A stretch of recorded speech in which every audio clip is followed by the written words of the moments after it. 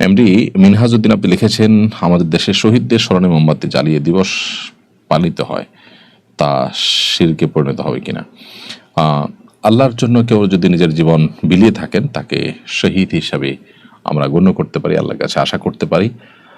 এরকম ব্যক্তিদের মর্যাদার জন্য, তাদের আল্লাহ সুবহানাহু ওয়া তাআলার কাছে মর্তবা পাওয়ার জন্য, ফজিলতের জন্য আমরা আল্লাহর কাছে দোয়া করব, সেটা ঠিক আছে। কিন্তু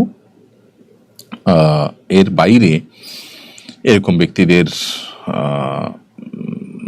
আপনার সম্মান প্রদর্শনের জন্য মোমবাতি জ্বালিয়ে রাখা, এটা শরীয়ী কোনো পদ্ধতি নয়।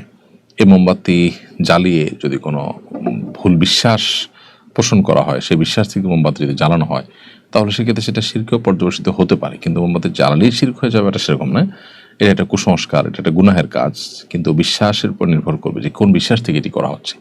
যদি মনে করা হয় এর মাধ্যমে তার উপকার হচ্ছে ইত্যাদি, তাহলে সেটি এক ধরনের শিরকে পর্যবসিত হতে পারে।